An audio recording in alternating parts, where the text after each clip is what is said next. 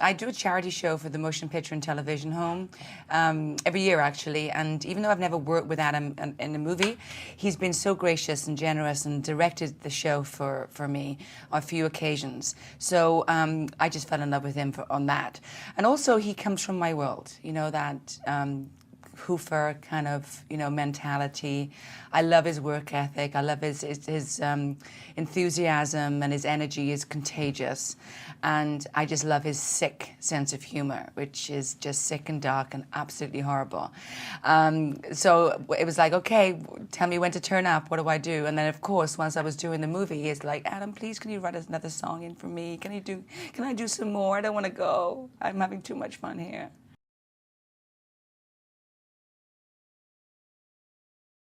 He said, darling, would you come and do a musical again? I went, with you? He went, yeah. I said, yeah. And then he went, do you want to sing Hit Me With Your Best Shot? I went, yeah, sure. I love her, and I love Pat Benatar, and I love that song. And it's done in a certain way that's just kind of sick and wonderful. And when I read the script, I just fell in love with my character. And it was all a lot of fun, a lot of fun.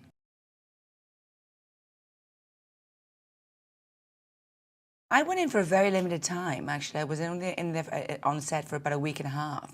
And so everything was like really intense, much more intense than any regular movie. That's just the musical genre in general. But it was pretty intense, and I learned the choreography one day, and then within 2 days I was just doing it. But I love that dancer camaraderie. You work really hard. It's tough. At 1 o'clock in the morning, you think you can't possibly do it one more time with a different camera angle. I appreciated my Broadway months when I just, did it from beginning to end once, and that was it.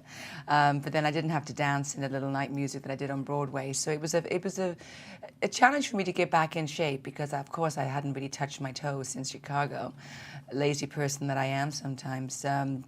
So it was like thrown into the fire, but it was a great, cozy, warm fire.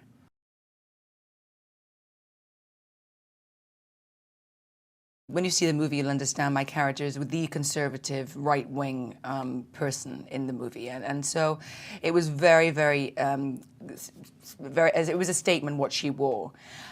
It was so bad what I put on for each costume fitting that it was brilliant. I mean, I can't believe that people used to walk around with quarterback shoulder pads like that, like linebackers. I think we even tapered them to make them smaller because they were so ridiculous it looked like it was just for the movie. But these were real vintage Chanel, Escada, vintage, well, vintage. Can we call the 80s vintage? I guess, of course we can. Real outfits, and it was just, I don't know, the music was great in the 80s, I think. I'm not so sure about fashion and the hair. I had big hair, and that's the wonderful stripy blush. I'm glad we're not doing that anymore.